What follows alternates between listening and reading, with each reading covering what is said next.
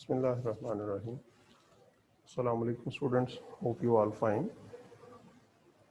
As you remember, we have done these standards IS 8, IS 10, IS 36, IS 37 and IS 38 and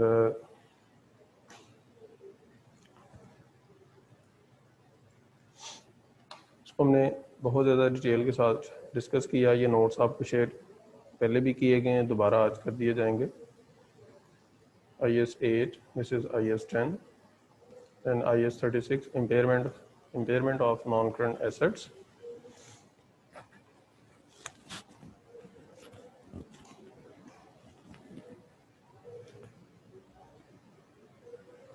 और इसके बाद IS 37 है provisions, contingent liabilities, contingent assets.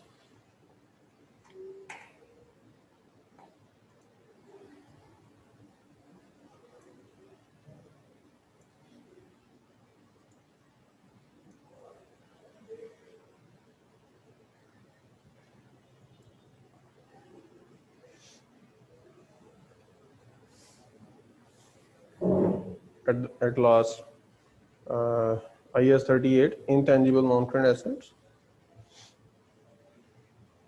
And after this, we discussed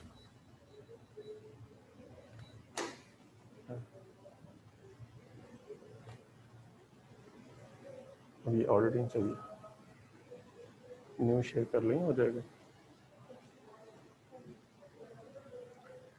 So, very after discussion of 5 standards, we discussed auditing. Here we discussed what are the shareholders, they are the real owners, which one are the directors, they are basically managers appointed by the shareholders, and who is the auditor.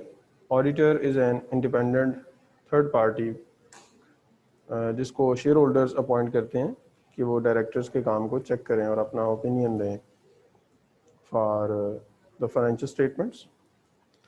फिर हमने जो auditor opinion देता है उसकी types discuss की थी कि what types of opinion an auditor can give.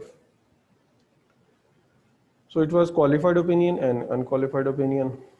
Qualified opinion when the auditor want to say there is something wrong, and unqualified opinion, it means everything is okay, there is no issue as such to highlight.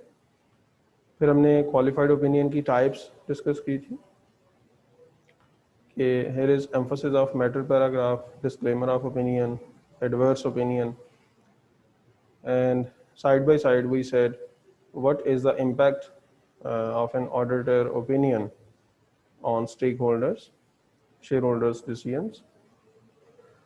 तो हमने देखा कि when there is an unqualified opinion, it means everything is good.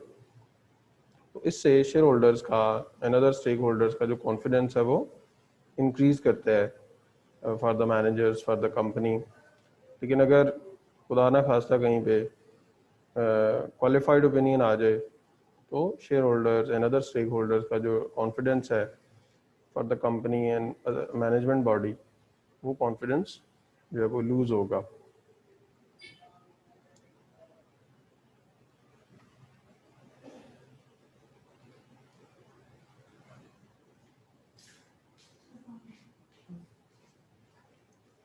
PDF files open थी, वो किधर है? हाँ इधर है,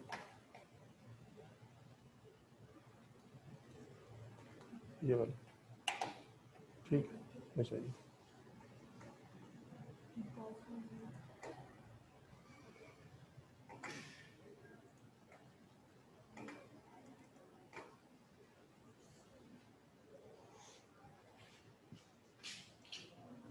स्टूडेंट्स, स्टैंडर्ड्स एंड ऑडिटिंग के डिस्कशन के बाद आज हम इसका क्वेश्चन करेंगे। Here is question number 2. Here we will be able to understand कि एग्जामिनर जो है वो स्टैंडर्ड्स के ऊपर और ऑडिटिंग के ऊपर क्वेश्चन कैसे पूछता है।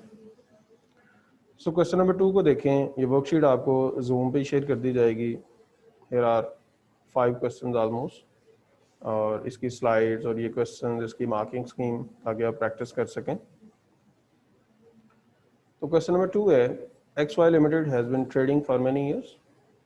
Before the end of year audit, the chairman made the following statement. Chairman, who is the chairman?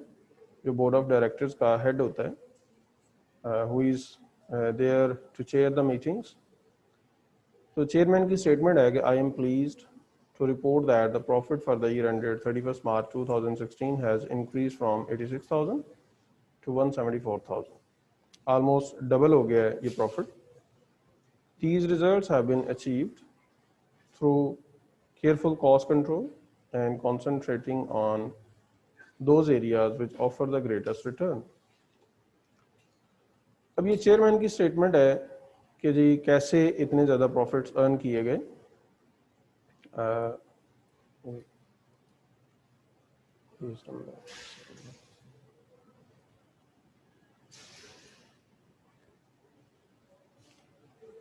So profits जो डबल हुए हैं, अब जब ऑडिटर आता है बाद में तो उसने कुछ एरियाज हाईलाइट किए कि where are the mistakes. However, during the end of year audit, the directors discovered the following. अब नंबर 1 उसने क्या एरिया हाईलाइट किया? According to the auditor, number 1 में ऑडिटर कहता है equipment with a net book value of $180,000 had become obsolete during the year but had not been written off. Now this is a mistake done by the directors कि एक equipment है जो बिल्कुल obsolete हो गया है, मीन्स कि उसकी इम्पेयरमेंट होनी चाहिए, लेकिन उन्होंने रिकॉर्डिंग नहीं की। अब इसकी लॉजिक उन्होंने क्या दी, नेक्स्ट पढ़ते हैं। The directors believed that the building have increased in value of 2 lakh which cancelled out any loss on the obsolete equipment, so no adjustment had been made. अब जो डायरेक्टर्स सोच रहे हैं, ज़रूरी नहीं कि वो ठीक भी हो, तो बेसिकली इक्विपमेंट अगर ऑब्सोलीट हुआ है तो उसके ऊपर इम्पेयरमेंट होनी चाहिए $180,000 की, और जो $180,000 की इम्पेयरमेंट है it should be subtracted from the profit, क्योंकि हमने सीखा IAS 36 में कि which one is an impairment, this is an expense treated as an expense in the income statement. और जहाँ तक बात है बिल्डिंग के वैल्यू इंक्रीज करने की 2 लाख से, तो वो इंक्रीज वैल्यू के अकॉर्डिंगली हम डेप्रिसिएशन ठीक है करेंगे, लेकिन इसका ये मतलब हरगिज़ नहीं है कि अगर एक एसेट की वैल्यू इंक्रीज हो रही है, एक ही डिक्रीज हो रही है, तो उसको हम आपस में सेट ऑफ कर दें या एक दूसरे के साथ कैंसिल कर दें, ऐसा नहीं होता। तो हमने 180,000 का यहाँ पे लॉस प्रॉफिट में से रिड्यूस करवाना है। नंबर 2 में आए, the method of inventory valuation had been changed the end of year from एप्को टू FIFO। और ऐसा करने से क्या हुआ, द एप्को valuation had been $142,000 whereas the FIFO valuation was $184,000। अब नंबर 2 को हम रेफर करेंगे IAS 2 के साथ। IAS 2 हमें इन्वेंट्री वैल्यूएशन के बारे में गाइड करता है, and according to IAS 2 and side by side prudence concept इस पे अप्लाई होता है। Both says we can not overstate our inventory, और यहाँ पे ऐसा ही हुआ। एप्को से जब हम FIFO पे जा रहे हैं तो हमने इन्वेंट्री को ओवर वैल्यू किया $42,000 से, and it is also against consistency concept. Consistency concept says कि whatever you are following the rules or policy, you need to follow year by year basis. इसको आप एकदम से चेंज नहीं कर सकते डिस्पाइट ऑफ कि आपके पास कोई बड़ी स्ट्रॉन्ग रीजन हो। तो यहाँ पे तो वाज़े तौर पे नज़र आ रहा है कि ये जो मेथड चेंज किया गया है इसका पर्पस जस्ट मैनिपुलेशन है। एक तरफ हमने स्टॉक की वैल्यू को इंक्रीज करवा दिया, और स्टॉक वैल्यू इंक्रीज करवाने से कॉस्ट ऑफ सेल्स डाउन होगी and profit will be overstated. तो $42,000 से जो प्रॉफिट हमने ओवरस्टेट किया हुआ है उसको भी हम प्रॉफिट की वैल्यू में से लेस करवा देंगे। नंबर 3 पे आ जाएं। At 31st March 2016, the receivables amounted to $675,000 during the, okay, these are the receivables amount. During the year, a debt for $81,000 had been written off. Fine. A check for $75,000 of this amount had been discovered during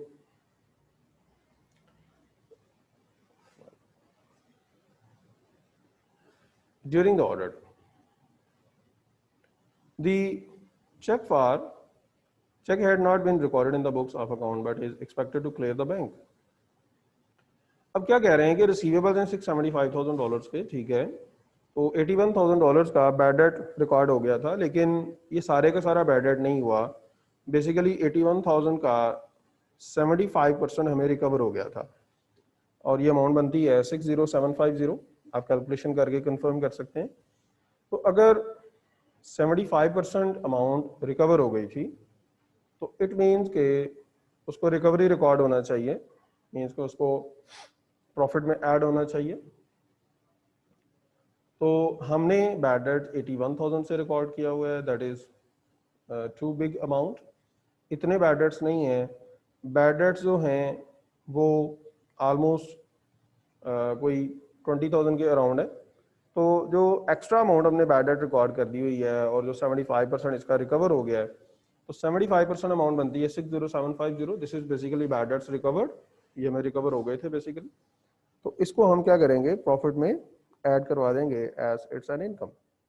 या इसको second aspect यूँ सोच लें कि हमने expense को increase करवा दिया हुआ है लेकिन एक्सपेंस उतना है नहीं, तो जब एक्सपेंस डिक्रीज होता है तो अगेन उसने प्रॉफिट में ऐड होना होता है।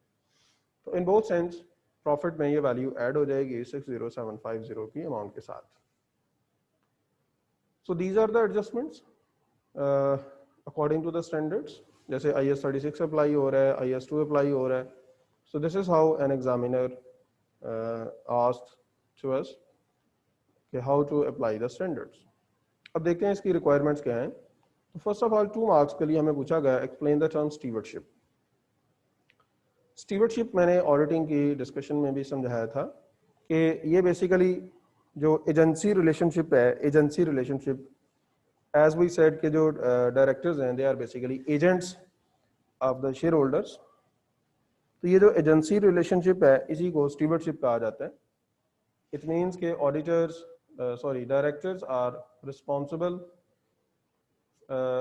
To work to manage operations of the company in the best interest of the shareholders, as shareholders are the owners and directors are just paid employees, paid agents of the shareholders, and directors are answerable, responsible to the shareholders. तो ये जो relationship है इसी को stewardship कहा जाता है। B part में कहा गया explain the purpose of an end of year audit. तो पर्पस क्या है कि हु इज द ऑडिटर, वो अपॉइंट किया जाता है बाय द शेयर होल्डर्स और उसके ज़िम्मे है कि वो ऑडिटर्स के किए हुए डायरेक्टर्स के किए हुए काम को चेक करे और अपना ओपिनियन दे, एक ऑडिट रिपोर्ट सबमिट करवाए बिफोर द शेयर होल्डर्स। तो purpose of an end of year audit means कि auditor is responsible to check all the records on sampling basis and give an opinion on the truth and fairness of the financial statements prepared by the directors, and auditor is responsible to submit an audit report for the shareholders. C part क्या है, explain whether the published audit report will be qualified or not। तो हम देख सकते हैं कि ऊपर जो एरर्स हैं they are material amount, they are of the big amounts. अगर वो इतनी मेजर अमाउंट्स के एरर्स हैं या मिस्टेक्स हैं तो क्या होगा, जो ऑडिट रिपोर्ट या ऑडिट ओपिनियन आएगा that will be qualified, it can not be an unqualified opinion.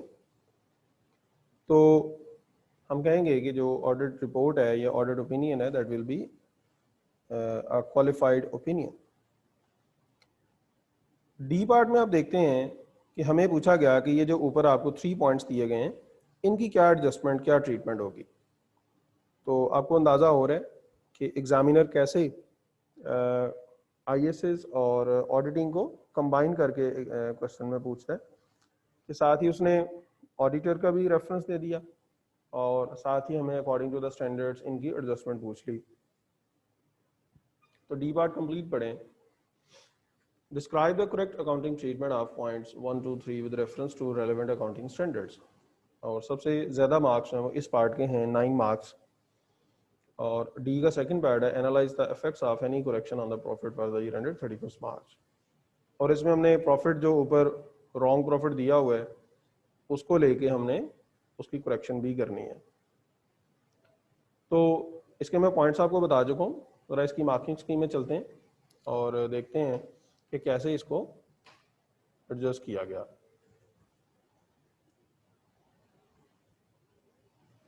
तो ये देखें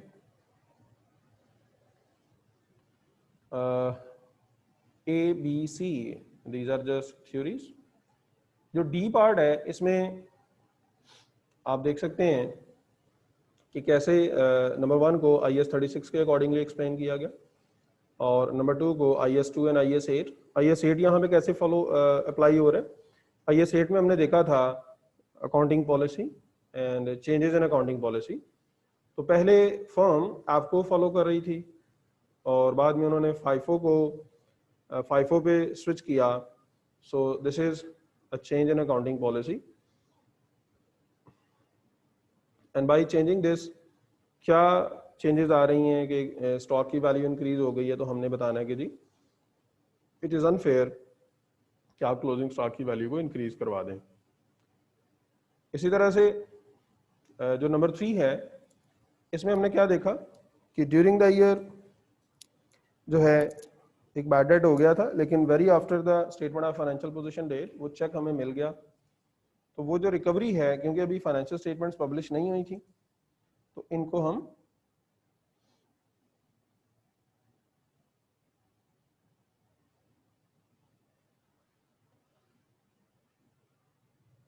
उसको हम एडजस्ट करवाएंगे। और एडजस्ट कैसे करवाएंगे जैसा कि यहाँ पे आप देख सकते हैं कि उन्होंने एक्सप्लेन किया हुआ है कि आप 60750 की बैड डेट्स रिकवरी रिकॉर्ड करवा देंगे। इसी को डी का जो सेकंड पार्ट है इसमें उन्होंने कैसे एडजस्ट किया जैसा कि हमने देखा कि जो प्रॉफिट हमें दिया गया 84,000 से जो एकदम 174,000 पे चला गया, हमने उस रॉन्ग प्रॉफिट को पकड़ा और उसमें अब बारी बारी एडजस्टमेंट्स कर रहे हैं। जैसा कि 180,000 की इम्पेयरमेंट है उसको लेस करवाया और इन्वेंट्री वैल्यूएशन जो ओवरस्टेट की गई थी 42,000 से उसको लेस करवाया और जो रिकवरी ऑफ बैड डेट्स हैं ठीक है 60750 उसको मैंने ऐड करवाया। तो जो एडजस्टेड प्रॉफिट है दैट इज ओनली 12750। तो कहाँ चेयरमैन साहब कह रहे थे कि 84,000 से 174,000 पे हम चले गए हैं लेकिन जो एक्चुअल सिचुएशन है वो इतनी अच्छी नहीं है, काफ़ी परेशान कन है। नेक्स्ट पार्ट पे चलते हैं। इसका जो ई पार्ट है, ई पार्ट में हमसे पूछा गया assess the implications of a qualified audit report. ये बात हमने स्लाइड्स में भी डिस्कस की कि अगर ओपिनियन अच्छा नहीं आता ऑडिटर का तो उसके क्या इफेक्ट्स क्या इम्प्लीकेशंस हो सकते हैं। तो ऑब्वियसली जो हमारे शेयर होल्डर्स हैं कंपनी के, another stake holders, even suppliers, customers, loan providers, all the parties will be disturbed and they will not be comfortable to work with the company. जो suppliers हैं they will refuse to supply the stock. even जो loan providers हैं वो refuse कर देंगे। customers will be unhappy कि वो ये सोचेंगे कि ये कंपनी के हालात ख़राब हैं तो ये रिलायबल नहीं है कि हमें कंटिन्यूसली सप्लाई दे सकें। तो ये इसके इम्प्लीकेशन हमने डिस्कस करने हैं। नंबर 3 क्वेश्चन को देखें, थोड़ा सा हमारे पास टाइम है इसको हम डिस्कस कर सकते हैं। अब नंबर 3 का स्टाइल क्या है कि हमें statement of financial position given है और नीचे कुछ पॉइंट्स गिवन है। The auditor brings the following items to the attention of the directors और इन पॉइंट्स को रेक्टिफाई करते हुए या ठीक करते हुए ये रिक्वायरमेंट देखें कि हमने दोबारा से स्टेटमेंट ऑफ फाइनेंशियल पोजीशन बनानी है। अब इस स्टाइल के क्वेश्चन हम एएस में करते रहे थे कि when there were the errors और एरर्स को रेक्टिफाई करके हम दोबारा से स्टेटमेंट ऑफ फाइनेंशियल पोजीशन बना चुके हैं। पहले हम प्रॉफिट को ठीक करते थे और फिर स्टेटमेंट ऑफ फाइनेंशियल पोजीशन बनाते थे। अब यहाँ पे जो एडजस्टमेंट्स हैं ये कुछ तो कॉमन सेंस बेस्ड है और कुछ जब वो स्टैंडर्ड्स को फॉलो करते हुए हमने उनको अपडेट करना है या रेक्टिफाई करना है। तो नंबर 1 को देखते हैं। एडजस्टमेंट नंबर 1 क्या है कि G limited which is the company name entered into an 18-month rental agreement for a warehouse on 1st May 2016. The following payments totaling 2,20,000 were made and charged as an expense in the draft income statement. अब देखें जो rent agreement हुआ that is for 18 month, तो we need to be careful कि हम जो income statement बनाते हैं दैट इज फॉर 12 मंथ्स। तो अगर रेंट एग्रीमेंट 18 मंथ्स का है तो इट मीन्स कि कहीं ना कहीं पे एडजस्टमेंट करनी पड़ेगी। थोड़ा सा आगे आए, 2,20,000 की पेमेंट है और इस 2,20,000 में जो 20,000 है this is basically an advance. जैसा कि आप प्रैक्टिकली सोच लें, जब भी हम कोई प्रॉपर्टी लेते हैं तो हमें कुछ एडवांस देना पड़ता है। ये उसी तरह का एडवांस है जो कि जिस दिन आप वो प्रॉपर्टी छोड़ते हैं, रिलीज करते हैं, तो आपको वो एडवांस वापस मिल जाता है। उसके बाद जो $2 लाख की पेमेंट है that is rent covering the period from 1st May to 28 Feb। तो 1st May से 28 Feb तक अगर आप काउंट करें तो ये ऑलमोस्ट 10 मंथ्स बन जाते हैं। दीज आर बेसिकली 10 मंथ्स और इन 10 मंथ्स के अंदर भी 2 मंथ्स का एडवांस पेड हो गया। कैसे एडवांस पेड कि हमारा जो ईयर एंड है दैट इज 31 दिसंबर 2016 और ये जो 2 लाख पेमेंट है this is up to 28 Feb 2017। तो जनवरी एंड फरवरी का एडवांस पेड। तो एक तो हम क्या करेंगे, इस 2 लाख में से 2 मंथ्स का एडवांस पेड अमाउंट निकालेंगे दैट इज बेसिकली 40,000, क्योंकि 2 लाख को मल्टीप्लाई करें 2 से, डिवाइड कर दें 10 से, क्योंकि this amount is for 10 months, तो 40,000। और ऊपर वाला जो 20,000 है वो वैसे ही एडवांस है which is refundable at the end of the lease period. तो 60,000 का हमारा प्रीपेड एक्सपेंस है। दोबारा से देखें, 20,000 जो एडवांस पेड है और जो 2 लाख में से हमने 2 मंथ्स का एडवांस पेड अमाउंट निकाली दैट इज 40,000, तो टोटल 60,000 की हमारी एडवांस पेड अमाउंट है। एडवांस पेड अमाउंट का क्या मतलब है कि ये एक तो करंट एसेट है हमारा और दूसरा इससे हमारा एक्सपेंस डिक्रीज होगा। जब एक्सपेंस डिक्रीज होगा तो प्रॉफिट इंक्रीज करेगा। तो 60,000 हम प्रॉफिट में ऐड कर देंगे और साथ ही साथ इसको करंट एसेट बना लेंगे when we will prepare revised statement of financial position। उसके बाद नंबर 2 को देखें। After an inspection of G Limited's office premises by the local authority in December 2016, it was found that the fire exits did not meet the safety expectations. A penalty of $27,000 is probable and G Limited will incur a cost of $47,000 to rebuild the fire exits. No accounting entries had been made for this. Hope you remember हमने IAS 37 पढ़ा और उसके अंदर हम provision को discuss कर रहे थे कि when there are probable chances of outflow of cash, तो हमने उसके लिए प्रोविजन रिकॉर्ड करनी होती है या रिकॉग्नाइज करनी होती है। तो ये वर्ड आपको इसलिए सिखाया गया, प्रोबेबल, मोर देन 50% चांसेस। तो यहाँ पे एक पेनल्टी हमें हो जानी है और उसके 50% से ज़्यादा चांसेस हैं, मतलब प्रोबेबल चांसेस हैं कि $27,000 पेनल्टी या फाइन हमें देना पड़ेगा, क्योंकि हमने जो सेफ्टी मेजर्स हैं उनको फॉलो नहीं किया अपने कंपनी में। और जो दूसरी कॉस्ट है $47,000 की, जो हम बाद में वो फायर एग्जिट्स लगाएंगे, ये नहीं बल्कि जो पेनल्टी हमें होने वाली है जिसके प्रोबेबल चांसेस हैं वो हम एक प्रोविजन रिकॉर्ड करेंगे। अब प्रोविजन क्या है कि हम क्या करेंगे, अ पेनल्टी एक्सपेंस डेबिट और provision for that penalty credit. तो होगा क्या, जब हम इसको स्टेटमेंट ऑफ फाइनेंशियल पोजीशन में एडजस्ट करना चाहेंगे तो कैसे करेंगे कि 27,000 का एक तो एक्सपेंस इंक्रीज हो गया और जो एक्सपेंस इंक्रीज होता है तो प्रॉफिट्स डिक्रीज होते हैं, तो इसको हमने प्रॉफिट में से लेस करवा देना है, एक चीज। दूसरी चीज कि हमने करंट लायबिलिटी में प्रोविजन फॉर पेनल्टी के नाम से एक लाइबिलिटी रिकॉर्ड कर लेनी है, क्योंकि हमने जब डेफिनेशन पढ़ी थी प्रोविजन की तो क्या कहा था, it's a liability of uncertain timing और अमाउंट। तो जब एक सिचुएशन में प्रोविजन क्रिएट हो जाए या रिकॉग्नाइज हो जाए तो उसको फिर हमने लाइबिलिटी रिकॉर्ड करवा लेना है। सो $27,000 की एक करंट लाइबिलिटी हम रिकॉर्ड करवा लेंगे। नंबर 3 पे आ जाएं। एक कस्टमर है $12,000 का जो बैंकरप्ट हो गया है। बैंकरप्ट हो गया तो it is probable that only 20% of the debt is recoverable. It means के 12,000 का अगर आप 80% ले लें तो ये आपका बैड डेट होगा, तो दिस इज 9600। तो 9600 का एक बैड डेट है जो कब हो रहा है 12 जनवरी 2017। सो यहाँ पे IAS 10 को आप अप्लाई करें कि देखें 31 दिसंबर को ईयर एंड हो रहा है और ईयर एंड डेट के 12 दिन बाद एक ऐसा इवेंट होता है कि हम मजबूर हो जाते हैं कि अपनी फाइनेंशियल स्टेटमेंट्स को एडजस्ट करें या अपडेट करें। तो हमने क्या कहा था, IAS 10 क्या कहते हैं, there are 2 events, adjusting events and non adjusting events. तो ये एडजस्टिंग इवेंट्स है। एडजस्टिंग इवेंट्स में आएगा कि ये बैड डेट हमने अपनी फाइनेंशियल स्टेटमेंट्स में रिकॉर्ड करवाना है। कैसे करवाना है, एक तो अपने रिसीवेबल्स आप डिक्रीज करवा दें 9600 से, और साथ ही साथ इसको जब आप एक्सपेंस कंसीडर करेंगे तो उसको प्रॉफिट में से भी डिक्रीज करवा दें।